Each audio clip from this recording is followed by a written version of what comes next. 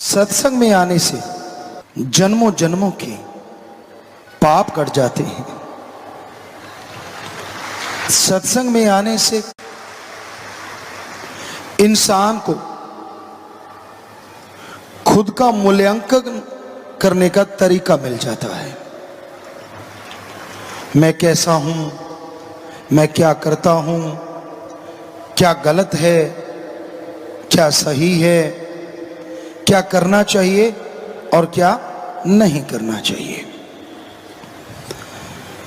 और कोई कह दे तो इंसान बुरा मान जाता है कि मुझे बुरा कहा तो कहा क्यों, मुझे रोका तो रोका क्यों। लेकिन जब संत सत्संग सुनाते हैं, सच्ची बात बताते हैं, तब इंसान को पता चलता है कि मेरे में ये कमियां और ये अच्छाइयां हैं। क्योंकि संत किसी का नाम लेके नहीं कहते, वो सांझी बात कहते हैं। पता सबको चलता है कि मेरे में ये कमियां हैं, मेरे में ये कमियां हैं। कोई मान के उनको दूर कर लेता है और कोई ढीठ बेशर्म बन के फिर से वही काम करता रहता है। फर्क क्या होता है फिर? एक बंदा वचन सुन के अपनी कमियां दूर कर लेता है तो मालिक के प्यार से अंदर बाहर से माला माल हो जाता है। उसका मन उसे कभी भी तंग नहीं करता। किसी गम चिंता में वो डरता नहीं, थकता नहीं, ऊबता नहीं। जिंदगी नीरस नहीं होती। कहने का मतलब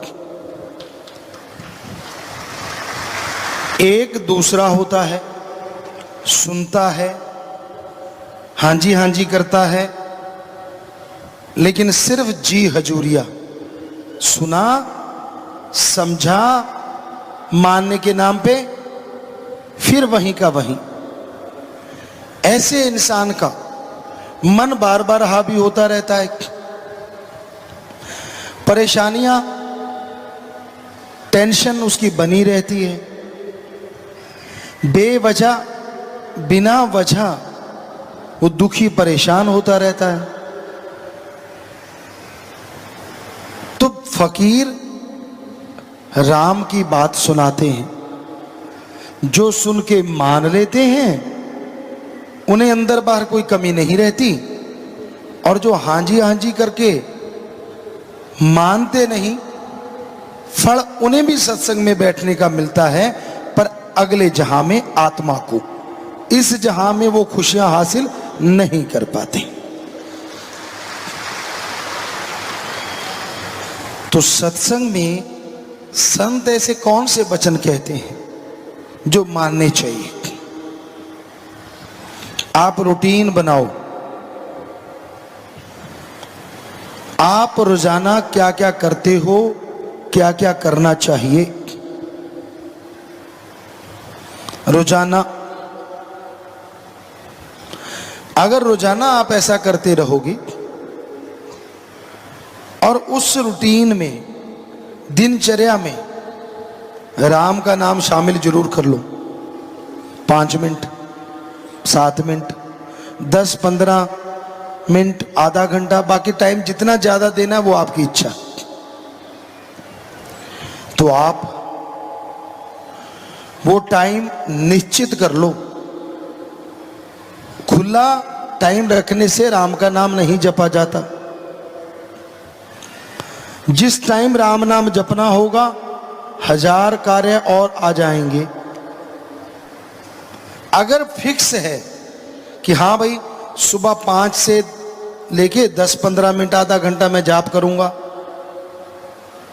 तो नेचुरली आप जाप भी कर पाएंगे और राम नाम का फायदा भी उठा सकेंगे।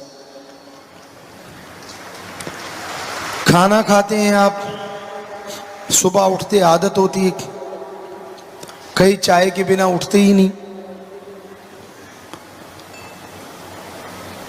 और नाश्ता खाना खाते हैं, दोपहर का खाना, रात का खाना, चाय दूध जो भी चलता रहता है, सबके लिए आपने टाइम फिक्स कर रखा है। तो राम नाम के लिए क्यों नहीं? तो ईश्वर की भक्ति के लिए टाइम देना बहुत जरूरी है। शाम का समय भी फिक्स करो। अगर आप ज्यादा बिजी हैं तो सोने से 10 मिनट पहले जाप कर लो, आधा घंटा पहले जाप कर लो। और अगर आप खाली हैं, ठीक है, तो टाइम एक फिक्स कर लो कि भी हाँ 8 बजे, 9 बजे, 10 बजे, जो भी आपको ठीक लगता। तो टाइम फिक्स करने से आदत बन जाएगी राम नाम की, क्योंकि अल्लाह वाहिगुरु राम का नाम जपना ही मुश्किल है, बाकी हर चीज की आदत बन जाती। आप बैठे बैठे चुगली करते हैं, निंदा करते हैं, दूसरों की बुराइयां गाते हैं, उसके लिए कभी ट्रेनिंग ली है? जी नहीं, क्योंकि काल की नगरी है और काल का साजो सामान लेने के लिए ट्रेनिंग की जरूरत नहीं है। गुस्सा, क्या कोई ऐसा स्कूल है यहां यह सिखाया जाता हो कि गालियां कैसे देनी है, थप्पड़ कैसे मारना है? नहीं है ना, पर आप सब ट्रेंड है। जिसको ना छेड़ो तो ही अच्छा। इसी बात पे एक बात याद आ गई। एक आदमी बिच्छू बेच रहा था, लोग बिच्छू खरीद रहे थे। उसने कहा सबके 5 रुपए। बड़ा बिच्छू था, छोटा था, ऐसे था। तो किसी ने कहा यार तेरी अजीब दुकानदारी है, तू छोटे का भी वही रेट, थोड़ा सा बड़ा है उसका भी वही रेट, चक्कर क्या है? पता है क्या कहा उसने? हाथ लगा के देखो, डंक एक जैसा मारते। तो आज किसी को छेड़ के देख लो, गर्मी का मौका है, वैसे तो ना ही छेड़ो तो अच्छे रहोगे। ये तो सर्दी में उबलते रहते हैं, गर्मी में तो उबले ही पड़े हैं, क्योंकि वैसे टेम्परेचर हाई होता है। किसी को छेड़ लो, यूं लगता है जैसे नंगी तारों के हाथ लगा दिया हो। तो इसके लिए कोई स्कूल नहीं, कोई कॉलेज नहीं, सब ट्रेंड है। अब फिर है मोह ममता। अब बच्चा होने वाला है, मां को कोई ट्रेनिंग थोड़ी ना देता है कि बच्चे से मोह कैसे आएगा। ये नेचुरल है। बच्चा गर्भ में आया, पेट में आया, तो मां की तारें जुड़ती चली जाती हैं, एहसास होने लगता है अंदर से, भावनाएं पैदा हो जाती हैं। और जैसे बच्चा बाहर आता है तो मोह ममता पूरी तरह से छा जाती है। फिर बाप दादा परदादा सब। तो क्या ट्रेनिंग स्कूल है कोई मोह ममता का? नहीं है। लोभ लालच, इसके ट्रेनिंग स्कूल हैं कहीं कहीं कि लोगों की जेब कैसे काटनी है पता भी ना चले। बिजनेस के तरीके सिखाए जाते हैं, लेकिन लोभ लालच का कोई स्कूल नहीं है। ये अपने आप पैदा होता है, और जब ये पैदा हो जाता है तो बेटा बाप को मार सकता है, भाई भाई को मार सकता है। क्योंकि लोभ लालच के कारण आपने सुना होगा जगह जगह कत्लो गारत मच जाती है। एक ही खून होता है, सके भाई होते हैं 2, सकी बहनें होती हैं, लेकिन उनमें दरार आती है ज्यादातर लोभ लालच के कारण। एक का काम अच्छा हो गया, एक बेचारी थोड़ी सी गरीब रहेगी, तो वो उसे बात ही नहीं करती। बात करेगी तो यूं जैसे नौकर हो। हमने ऐसा सुना नहीं, देखा भी है। आप में से कोई ना कोई बैठा होगा यहां, बुरा ना मानना, उसको लगता है मेरा स्टैंडर्ड अप है, जितना मैं हूं वैसा कोई भी नहीं। वो अपनी बहनों को, अपने भाइयों को बिल्कुल नौकरों की तरह समझ, तो ये बिल्कुल गलत। ये है लोभ, लालच और अहंकार। अहंकार का भी कोई स्कूल नहीं, बिना वजह अहंकार करते रहेंगे। कोई थोड़ा सा काम अच्छा कर लिया, यूं मैं ये कर दूं, मैं वो कर दूं, और कई बार थूक के चाटना पड़ता है। वो काम होते नहीं, बाकी सारे हंसते हैं, क्यों भाई कर लिया। ये बड़बोले ना बनो तो ठीक नहीं।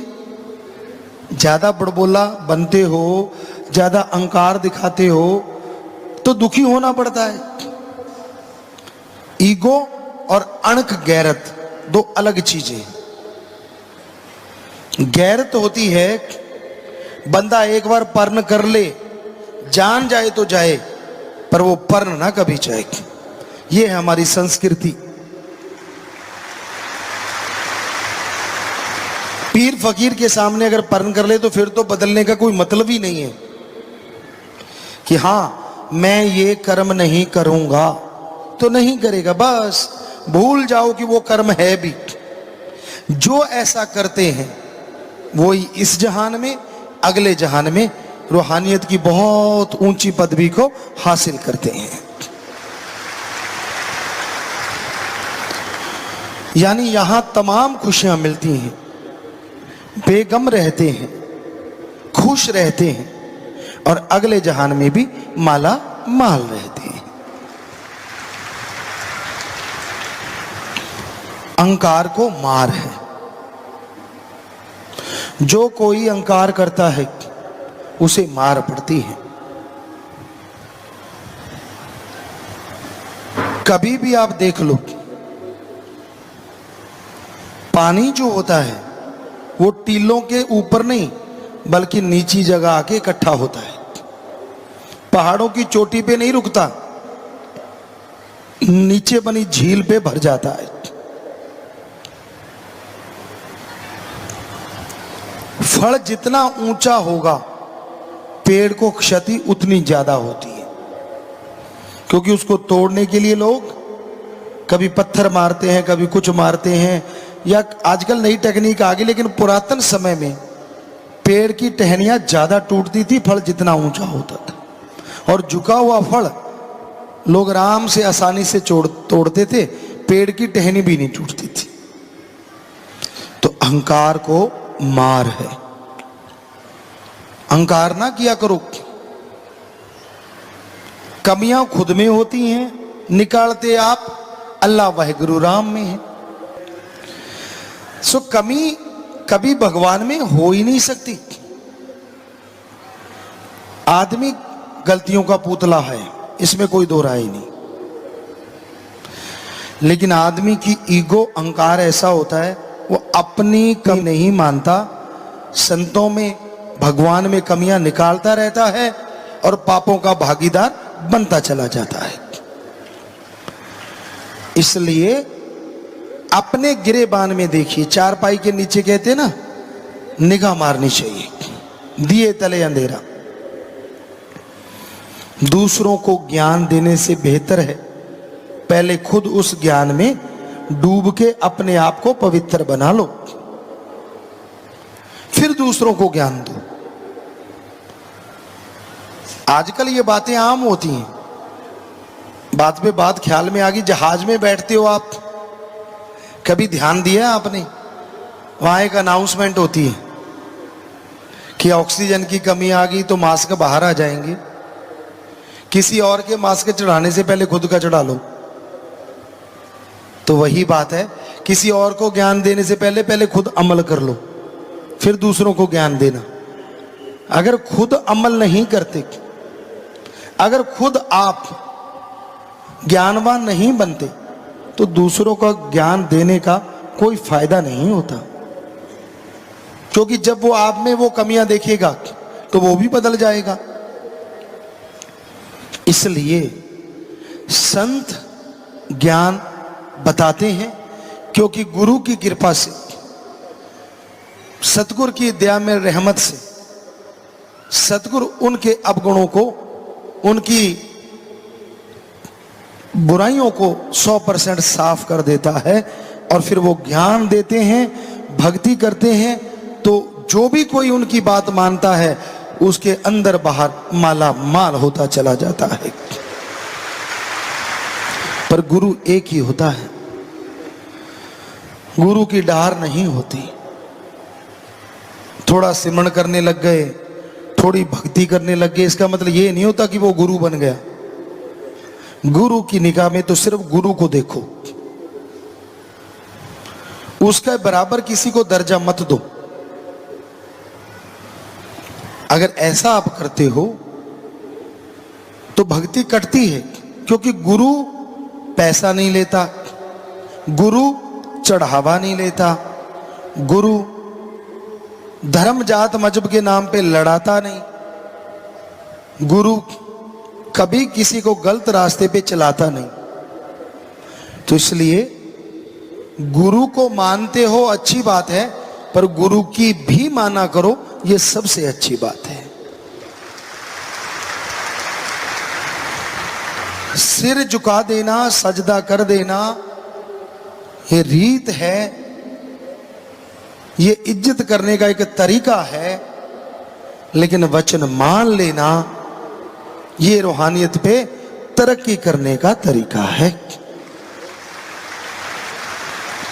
दोनों का एक साथ होना जरूरी है, क्योंकि अगर सत्कार नहीं भगवान के लिए तो भावना पैदा नहीं होती, और भावना नहीं तो बिना भावना के किया गया सुमरन किसी काम का नहीं। जब आप राम का नाम जपते हो तो राम में ध्यान दिया करो। सत्संग में बैठे बैठे लोग अपनी निगाह को घुमाते रहते हैं। अब आपकी आंखें हैं, जितनी मर्जी घुमाओ, लेकिन ये आंखों की एक गड़बड़ है, जिस चीज को देखती हैं उसका मोह पैदा कर देती हैं। फिर आप देखना शुरू कर देते हो, ये कौन है, ये कैसा है, ये ऐसा होगा, फिर वैसा होगा, अच्छा ये मुझे देख रहा है या देख रही है। तो आपके हाव भाव बदल जाते हैं।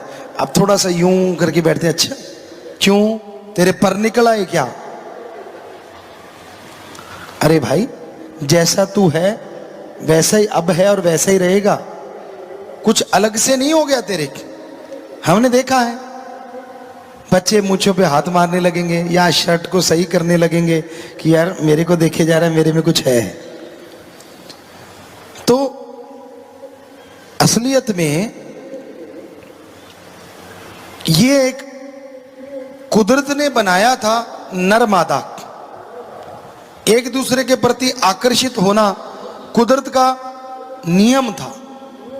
लेकिन उस नियम को संतों ने और नियम बना के भावना में मढ़ दिया। पति पत्नी की भावना, बहन भाई की भावना, बाप बेटी, माँ बाप और दादा दादी। तो ये खास करके हमारे देश में उसी आकर्षण को भावनाओं में बदल दिया। अदरवाइज तो पशुओं की तरह सिर्फ एक ही स्त्री पुरुष की भावना रहती। लेकिन संतों का जितना धन्यवाद करें, जितना शुक्राना करें, उतना कम है कि उन्होंने भावनाओं को एक नाम दे दिया। अट्रैक्शन को, वो जो आकर्षित होते हैं एक दूसरे के प्रति, उसकी एक नाम रख दिया। तो होता यही है कि हम जब देखते हैं तो हमारी भावनाएं उसका रूप ले लेती हैं। लेकिन कई लोग ऐसे होते हैं जिनकी भावनाएं बेलगाम होती हैं।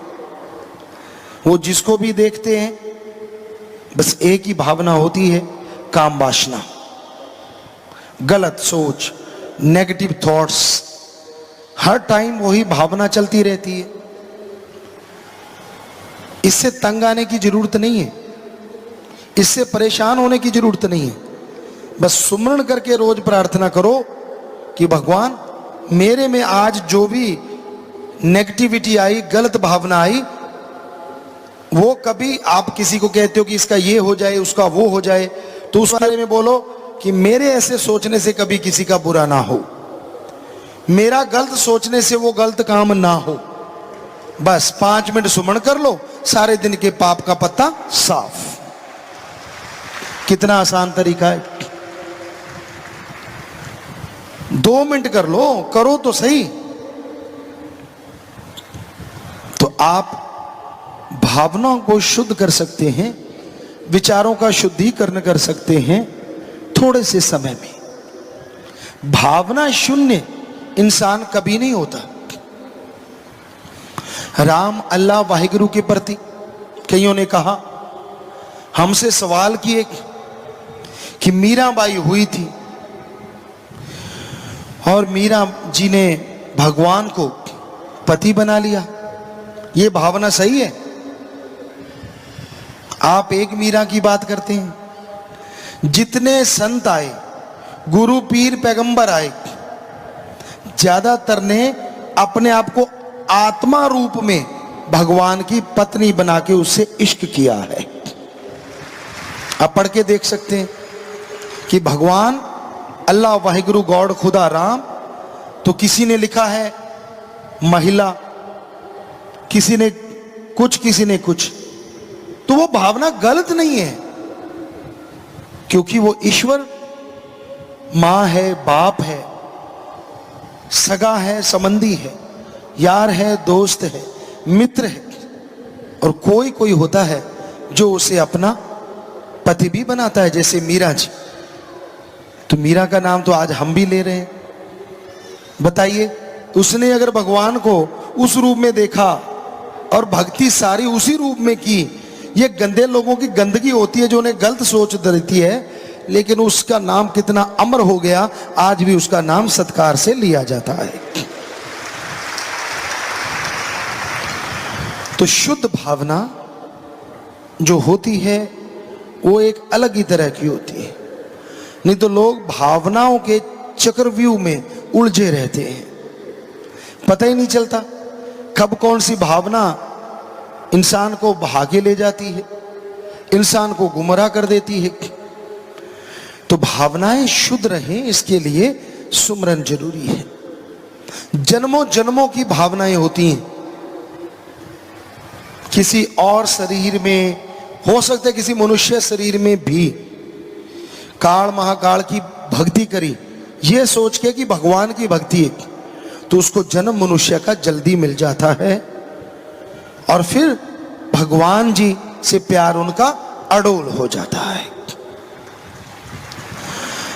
भगवान का प्यार किसी को गुमराह नहीं करता, भगवान का प्यार किसी को धोखा नहीं देता, भगवान का प्यार कभी किसी को दुखी नहीं करता। अरे भगवान का प्यार तो सांप को हार में बदल देता है और जहर को अमृत में बदल देता है। पर कोई उससे प्यार करे तो ना, पैसे से प्यार, जमीन जायदाद से प्यार, पता नहीं किन किन चीजों से लोग प्यार में उलझे रहते हैं। हम नहीं कहते कि इनसे प्यार ना करो, करो, लेकिन एक हद से ना गुजर जाओ। अगर आप हद से गुजर जाते हैं तो आप दुखी रहते हैं। जो कहा जाता है कि बहुत ज्यादा बोलना अच्छा नहीं है, हद से ज्यादा, और हद से ज्यादा अच्छी नहीं है चुप। हद से ज्यादा अच्छी नहीं बरसात, और हद से ज्यादा अच्छी नहीं है धूप। आप धूप में बैठ जाओ, पकौड़ा तलते हैं ऐसे तल देगी। ज्यादा बरसात में बैठ जाओ, चमड़ी छिल जाएगी।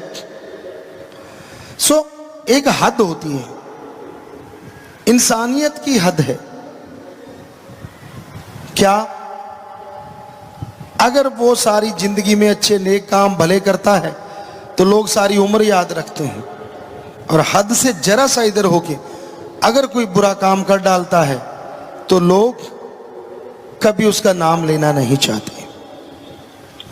इसका उदाहरण है इतिहास में कैकेयी, श्री राम जी भगवान स्वरूप होते हुए भी अपनी मां कौशल्या के बाद में पहले कैकेयी के पांव के हाथ लगाते थे और इंसानियत की रेखा से जरा सा इधर हुई, मोह ममता में पड़ गई, राम जी को उसी को वनवास दिला दिया। आज हमें नहीं लगता यहां जितनी लड़कियां बैठी हैं किसी का नाम कैकेयी होगा या मंथरा होगा, नहीं है। क्यों? क्योंकि कोई नाम लेना पसंद नहीं करते जब लोग इंसानियत से गिर जाते हैं। और कौशल्या पता नहीं कितनों के नाम होंगे। सो कहने का मतलब सच्चाई यही है, वास्तविकता यही है कि इंसानियत पे रहो। इंसानियत से हट गए तो आप दुखी होते रहोगे, परेशान होते रहोगे। दिल में भावना रखो दूसरों को खुश करने की, लेकिन उस खुश करने के लिए अगर मर्यादा भंग होती है, अगर इंसानियत से हैवानियत या शैतानियत में आप जा रहे हैं तो कभी भी किसी को खुश करने की जरूरत नहीं है। अच्छे कर्मों से खुश करो, मर्यादा में रह के खुश करो, ये है इंसानियत। ईश्वर ने अगर आपको ओहदा बख्श दिया, आप ऑफिसर हैं, कोई राज पहुंच,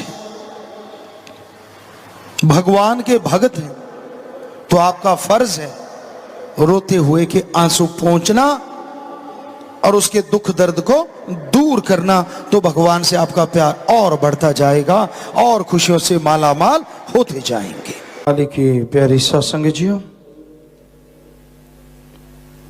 मालिक के प्यार में चलना, उसकी मोहब्बत में चलना कोई आसान कार्य नहीं है। असंभव तो नहीं, लेकिन आसान भी नहीं। मनमते लोग, काल महाकाल, काम वासना क्रोध लोभ मोह अहंकार मन माया, ये ऐसी रुकावटें हैं जो इंसान को अल्लाह मालिक के रास्ते पे चलने नहीं देते और इंसान इन्हीं के बुने हुए जालों में, इन्हीं के बुने हुए ताने बाने में उलझा रहता है। एक विचार आते हैं, दूसरे चले जाते हैं। 24 घंटे दुनियावी ख्यालात दिलो दिमाग में, जहन में घूमते रहते हैं। अल्लाह वाहिगुरु मालिक की भक्ति इबादत का तो ध्यान ही नहीं रहता, उसकी तरफ तो विचार ही नहीं जाता। इंसान अहंकारी हो जाता है, ईगो बढ़ जाती है। जो बात उसे पसंद है वो हो तो अल्लाह वाहिगुरु राम ठीक है, जो उसे पसंद नहीं अगर वो हो तो मालिक गलत है। बस इसी पे टिकी है ज़्यादातर लोगों की भक्ति इबादत। हम शुरू से देखते आए, कोई कार्य पूरा हो गया, घरों में देखते, आम लोगों को देखते, जिसको भी वो मानते उसको पतासे खील पकौड़े कुछ भी चढ़ा देते। कार्य पूरा नहीं हुआ तो कुछ भी नहीं देना। तो ये एक उम्मीद इंसान के अंदर हमेशा बनी रहती है कि मेरा ये काम पूरा हो, मेरा वो हो, मेरा फलां हो, मेरा दींकड़। लेकिन ये नहीं होता कि मैं भी वचनों पे अमल करूं, मैं कर्म करूं, मालिक रहमत करेंगे। और इंसान की बात कभी दिल दिमाग में ना बिठाओ। हाँ, अच्छाई नेकी भलाई की बात करता है, राम नाम की बात करता है, तो भी आप उस इंसान को नहीं, उस पीर फकीर को वाह वाह कहो जिसका वो मुरीद है। यही आज संसार में कमी है। कानों में गहने हैं, हाथों में अंगूठियां हैं, गले में हार है, लोग बड़े खुश होते हैं, बहुत खूबसूरत, बहुत सुंदर। पर जो जानकार होते हैं वो कहते बनाया किसने है। पूछते हैं कौन सा स्वर्णकार, वो कहते वाह बनाने वाले ने कमाल किया। वाकई किया तो कमाल बनाने वाले ने है, ना कि पहनने वाले ने। तो वही बात लोग अपने सतगुरु अल्लाह वाहिगुरु मालिक को वाह नहीं कहते। किसी से दो बातें सुन ली, ज्ञान गोष्ठ सुन लिया, और कई लोग उसी पे मोहित हो जाते हैं, जो कि निरा मन मता है। मोहित होना है तो अल्लाह वाहिगुरु राम पे हो, जिसने सबको बनाया है, और उस पे मोहित होने का मजा आ जाता है। इंसान को वो खुशियां मिलती हैं जिसकी कभी कल्पना नहीं की होती। अपने मन के तंग दायरे में कैद ना रहो। सारा टाइम मन की बुरी सोच, हर टाइम मन की गलत आदतें दिलो दिमाग में जब इंसान की घूमती रहती हैं तो उस परवरदिगार को भुला देता है। तो अपने मौला को, अपने सतगुरु को, अपने दाता को धन्यवाद करो। अहंकार में ना पड़ो, खुद ही में ना पड़ो। वो तो कभी किसी का बुरा नहीं करता, आप खुद ही बना लेते हैं ऐसा किया वैसा किया। नहीं, ना तो भगवान करे और ना ही उसका संत पीर पैगंबर करे। वो कभी किसी का बुरा नहीं करते, सबका भला चाहते हैं। ये अलग बात है, इंसान कर्म बुरे करता है, उसे बुरा भोगना पड़ता है, दोष देता है संतों को, गुरु पीर फकीरों को। वो कोई भी कर्म करते हैं हर जीव के भले के लिए। जो भी कर्म कमाते हैं सारी सृष्टि के फायदे के लिए। इंसान अपने आप को दोष नहीं देता, अपने कर्मों को दोष नहीं देता। जो वो कर्म करता है, मानता नहीं, वचन नहीं मानना, उसकी धज्जियां उड़ाते रहना, और फिर मन क्या कहता है, तेरे से नहीं माने जाएंगे, तू तो छुट्टी कर ले।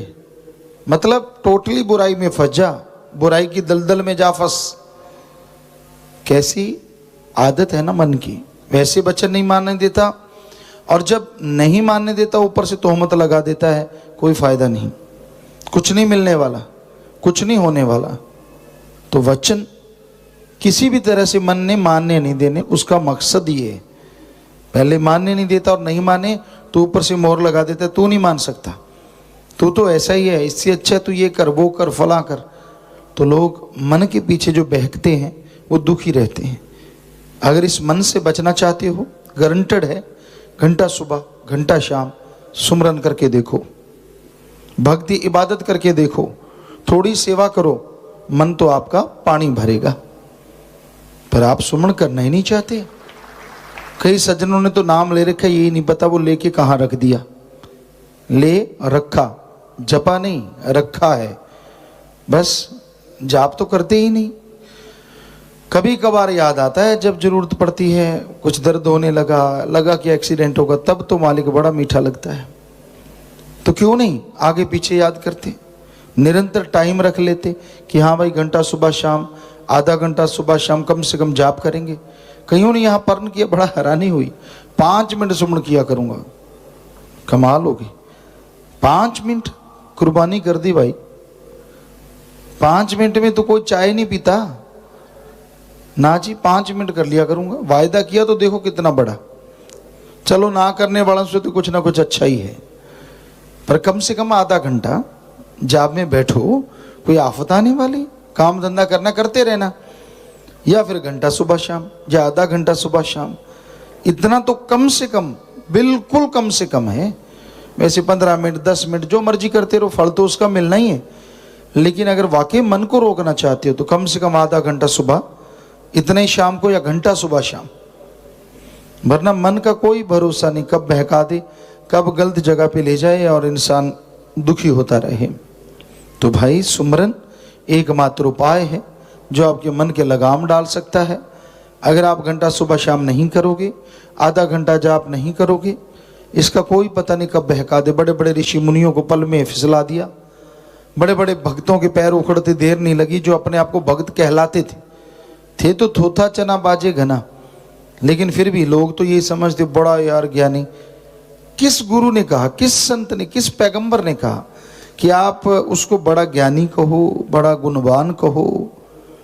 कभी इस स्टेज से साईं मस्ताना जी महाराज ने, परम पिता शास्त्राम जी दाता रहबर ने अब हमसे कहलवाया हो कि भाई ये आदमी तो बड़ा गुणवान है भाई, इसकी सुना करो? नहीं, आदमी आदमी है।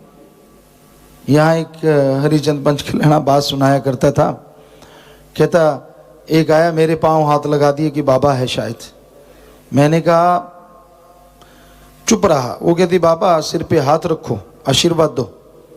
कहता मेरे हाथ में तो इतनी करामात है, मेरे सिर पे घूमता रहा मैं गंजा हो गया, तेरे सिर पे रखूंगा तो भी गंजी हो जाएगी। बात तो सच्ची है। आदमी आदमी को क्या खाक दे देगा? जो खुद गुनाहों का लिफाफा है वो दूसरों को कैसे बेगुनाह कर देगा? बस लोग पागल हैं। खड़ा देख लिया, थोड़ा बोलता सुन लिया, ये तो यार बड़ा ज्ञानवान है, इसको तो बड़ी बातें आती हैं। अरे बातों से कुछ नहीं होता, कर्मों से कुछ होता है। किसी पे मोहित ना हो। मोहित अल्लाह वाहिगुरु राम पे दिखने में जो नजर आते हैं असल में वो होते नहीं, और जो होते हैं वो दिखते नहीं। तो इसलिए सुमरन करो, किसी के चक्कर में ना पड़ो। कोई अच्छा गाए, अच्छा बोले, अच्छा सुनाए, ये सिर्फ कहने की बात है, करनी है सिर्फ। जो सोचनी है वो तो कुछ और होती है लोगों की। अंतःकरण में ज्ञान हो और जीभा पे वही बात हो, कर्म वैसे ही करे, वो इंसान कभी चक्कर में पड़ता ही नहीं। हम बहुत जगह देखा है, सच्चा सौदा में देखते अपने यहाँ सत्संगियों को मालिक के प्यारे मिलते ही नहीं। सुना भी कोई मालिक की चर्चा, सतगुरु सतगुरु सतगुरु ने ये किया, सतगुरु ने वो किया। और बीच में ऐसे भी होते हैं, देख मैं ऐसा किया, मैंने ये कर दिया, मैंने वो कर दिया। अपनी बड़ाई करते नहीं थकते, समझ लो वो थोथा चना है। और जो अल्लाह वाहिगुरु राम के गुण गाते हैं वो भगत हैं, लेकिन उनके पांव हाथ लगाने से कुछ मिलता नहीं। ऐसा देखा हमने। कोई उसे कहता कि भाई तू भाई, तो आगे से 10 गाली सुनने को मिलती। कोई उन्हें कहता तो मैं क्या हूं, मैं तो गुनाहों का पुतला हूं, सतगुरु से कर दुआ, उससे कर प्रार्थना। यानी अपने को कुछ अलग हस्ती ना बनाओ तो ही खुशियां मिलेंगी। जब आदमी अपनी अलग हस्ती बना लेता है, मैं कुछ बन गया। एक कहावत है पंजाबी में, ऐसी वो नहीं रह गए जी, ऐसी कुछ होर बन गई जी। जब ये और कुछ बन जाते हो तब गड़बड़ हो जाती है, ईगो आ जाती है, मेरे को पता है, मैं सब जानता हूँ, मुझे सारा ज्ञान है, इत्यादि इत्यादि इत्यादि। बस फिर समझो मन ने फटी पोंछनी शुरू कर दी। अरे तुलसी जी इतने बड़े संत हुए, महापुरुष हुए, उन्होंने कहा है जो कोई कहे संत को चीना, तुलसी हाथ कान को दीना। कि अगर कोई कहता है, मुझसे पूछता है कि तूने क्या संत की रमज को जान लिया, कहता भाई मैं तो तौबा करता हूं, मैं तो नहीं समझ सका। तो जब इतने बड़े महापुरुष ऐसा कहते हैं तो जरा सोचिए। पर आदमी अपने आप को महापुरुष से कम नहीं समझता, मैनू सारा पता, अब ऐसे वैसे ये वो फला। कोई नहीं समझ सकता संतों की रमज। जो समझते हैं वो शोर नहीं मचाते। चक्कर ये है, वो दूसरों को नहीं कहते मैनू पता है, मुझे ये, मुझे वो, मुझे फला। नहीं, वो चुप रहते हैं और भक्ति करते रहते हैं और मालिक की खुशियों से माला माल हमेशा होते चले जाते। जैसे आप जानते हैं परमपिता परमात्मा, वो सुप्रीम पावर, वो अल्लाह, वो वाहिगुरु, वो गॉड, जो कण कण में जर्रे जर्रे में मौजूद है, उसे देखने के लिए ना पैसे की जरूरत है, ना ऊंची जात मजहब में जन्म लेने की जरूरत है, ना कोई पाखंडवाद, ना घर परिवार छोड़ने की जरूरत है, ना जमीन जायदाद, ना रुपए पैसे की जरूरत है। और आज पहुंच और ना ही पारिवारिक शक्ति की जरूरत है। उसे पाने के लिए दिलो दिमाग के शुद्धिकरण की बहुत जरूरत है। जब तक आपके विचार शुद्ध नहीं होते तब तक आप उस परमपिता परमात्मा को नहीं पा सकते। दुनिया को बहकाना, दुनिया को मूर्ख बनाना लोगों को आता है, पर परमपिता परमात्मा किसी की मक्खनबाजी में, किसी के दिखावे में, किसी की चालाकी में कभी नहीं आते। उसको पाने के लिए अपने विचारों को शुद्ध करना है।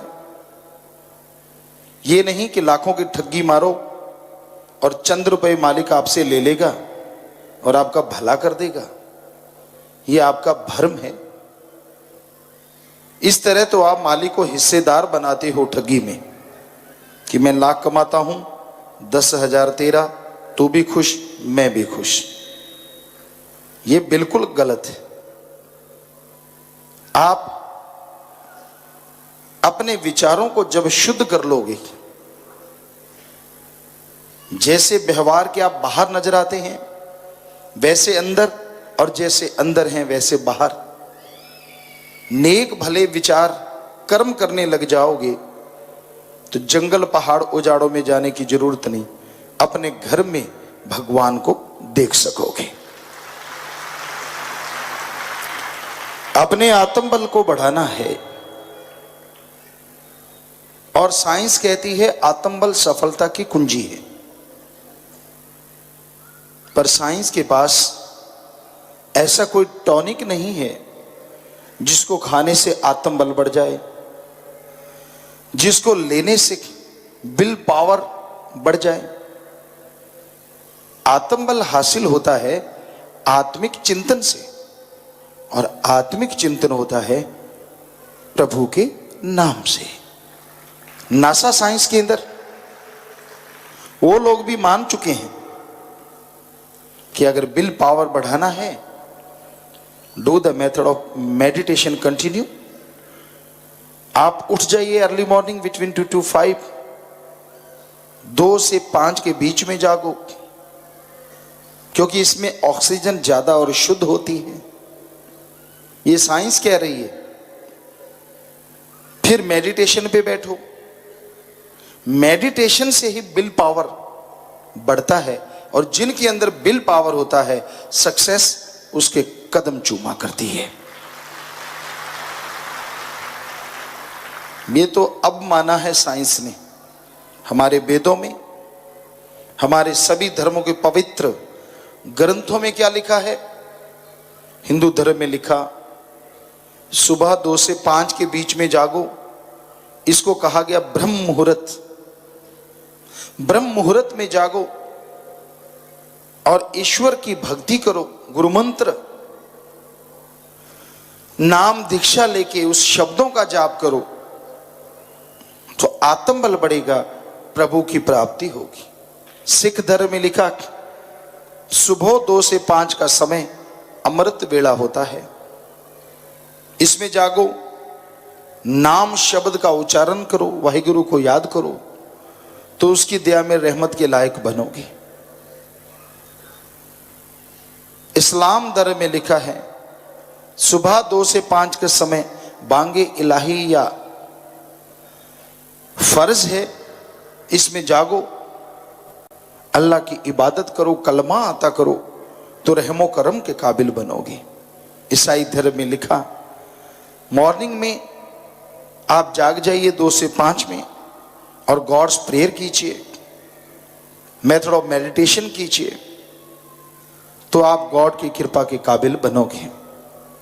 तो हजारों साल पहले हमारे धर्मों में जो लिखा गया, अब साइंस उसे फॉलो कर रहा है कि सुबह 2 से 5 में जागो, क्योंकि इसमें ऑक्सीजन ज्यादा और शुद्ध होती है। मेडिटेशन करने से आपका विल पावर बढ़ता है। यही बात धर्मों ने हजारों साल पहले कही है। तो धर्म महाविज्ञान है,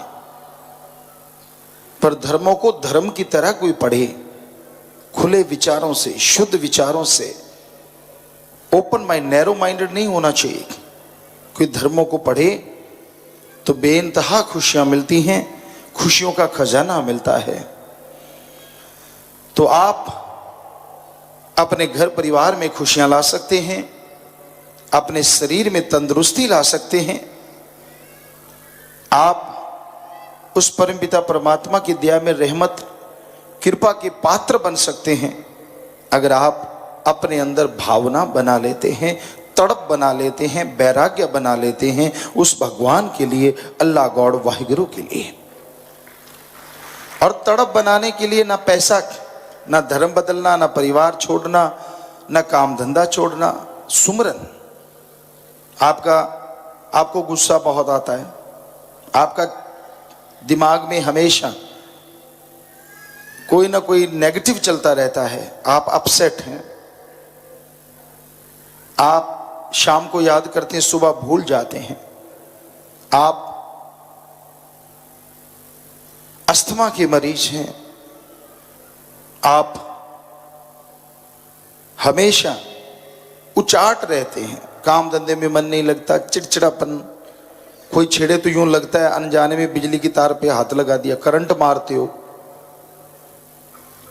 अगर ये सब बातें आप में है तो आप प्राणायाम के साथ सुबह शाम घंटा घंटा सुमन करो। आप 20 दिन ही करके देख लो, हम आपको गारंटी देते हैं ये चीजें या तो हट जाएंगी या इनमें बहुत बड़ा भारी बदलाव आ जाएगा। हींग लगे ना पिटकरी रंग चोखा आवे, आपसे कोई पैसा नहीं लेना,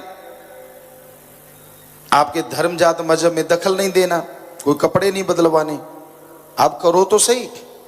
जितने भी आप लोग डिग्री डिप्लोमा लिए बैठे हैं अलग अलग क्षेत्रों में, उसके लिए आपने जिंदगी के 20-25 साल लगाए हैं, तो फिर भगवान के लिए क्या 25 दिन नहीं लगा सकते?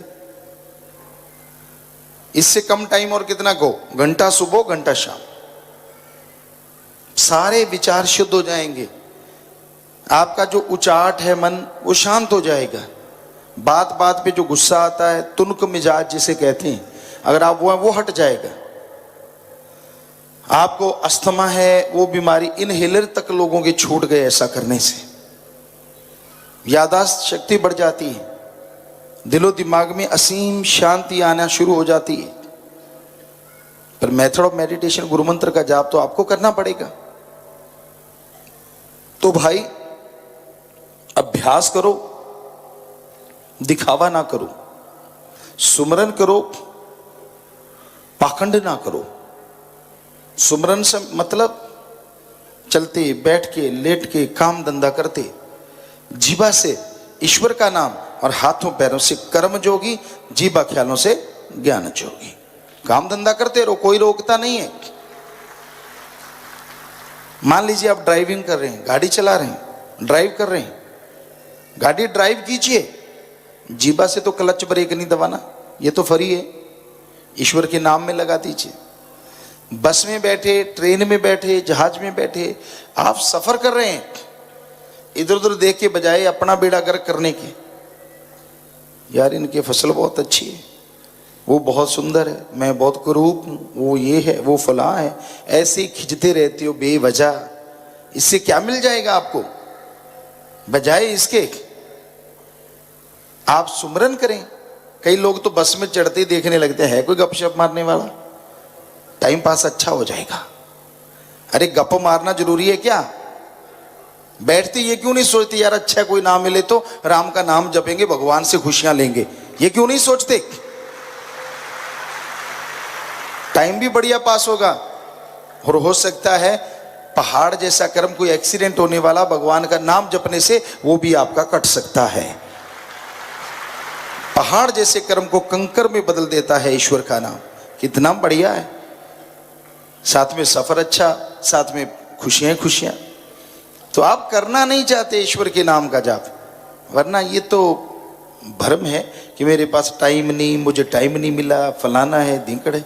कहीं बिल्कुल खाली होते तो भी सुमरण नहीं करते, चक चक चक चक सारा दिन चलती रहती जी लोलो माई जुबान, बिल्कुल परवाह नहीं करते। इसकी चुगली कर, उसको छोड़ा, अगले को पकड़ लिया, उसको छोड़ा, उससे अगले वाले को दे तेरे की ले तेरे की, सारा दिन जैसे धोबी प्रेस चलाता है ऐसे चलाते रहते, चुगली निंदा कर करके। क्यों नहीं टाइम आपके पास सुमरण के, भक्ति के लिए? क्यों नहीं करते सुमरन, क्यों नहीं करते भक्ति? भाई परेशान होते रहेंगे, कर्मों का बोझ उठाते रहेंगे। साईं मस्ताना जी महाराज का वो वाक्य याद आ जाता है। उनके समय एक सज्जन आए, वो कूड़ा करकट उठा रहे थे, रूढ़ी वगैरह, कूड़ा करकट, गोबर, खाद डाल रहे थे खेतों में। साईं जी कहने लगे भाई देखो राम का नाम जपना कितना आसान कितना मुश्किल, अभी आपको बताते हैं कि तुम उस आदमी को बुलाओ। बुलाया, सारे दिन का क्या लेता है भाई? कहता है जी 1 रुपया लेता हूं। अरे सारा दिन गोबर गंदगी उठाता है, 1 रुपया? हम तुझे 2 रुपए देंगे। कहता अच्छा जी क्या करना होगा? कहते कुछ नहीं, नहा ले, ये ले अच्छे कपड़े पहन ले। कहता बढ़िया, नहाया, कपड़े धोती कुर्ता पहन लिया, अब क्या करना है जी? वो रही कुर्सी, हाँ ये ले राम का नाम, इसका जाप कर, सारा दिन जाप करना है। कहता ठीक है जी, ये तो मजे आ गए। कहाँ गोबर उठाना, गंदगी उठाना, और कहाँ आराम से बैठ के भक्ति करना, और मिलेंगे 2 रुपए डबल। बैठ गया, बेटा जब तो सही। अब 1 घंटा हुआ राम का नाम जपते, दम घुटने लगा, खाज खुजली शुरू हो गई, इधर उधर देखने लगा कहां से भागूं। आदमी पैरे पे खड़े थे, भाग सकता नहीं। बड़ी मुश्किल से 1.5 पौने 2 घंटे हुए, भागा भागा आया। कहता साईं जी ये लो आपके 2 रुपए, ये लो आपके अच्छे कपड़े, मुझे तो गोबर उठाना सारा दिन मंजूर है, भक्ति नहीं मैं कर सकता। आज आजमा लो, आप में से जो कहे कि हाँ जी सारा दिन सुमन कर लूंगा, जो दिहाड़ी मजदूरी करते आज डबल दे देते, करके देखो। सवाल ही पैदा नहीं होता, मन उसी टाइम ही कहेगा भाग ले भाई, कहां पंगा लेता है, क्यों लेता है। घंटा तो मुश्किल से करते हैं, मिन्नतें करते हैं कि बेटा घंटा घंटा सुबह घंटा शाम सिमरण कर लिया करो। करेंगे जी, और दूसरों को यूं दिखाते मैं घंटा करने वाला हूं। हमें भी कहते हैं देखो मैं घंटा करता हूं जी, मैं तो वचन मानता हूं। वचन मानने तो कर 24 घंटे लगातार, अगर खाली है तो कर ले। फिर तू तो खाली है, कोई काम नहीं, कोई धंधा नहीं। ना जी ऐसा संभव नहीं है, ये कलयुग है। तो आप घंटा सुबह शाम सुमन करें, आधा घंटा सुबह शाम कर लें, एक नियम बना लें, और उस पर पक्के उतरो, कहना ना पड़े, खुशी से और रुचि से करो। फिर देखो कैसे परमानंद मिलता है और कैसे खुशियों से आप लबरेज हो जाते हैं।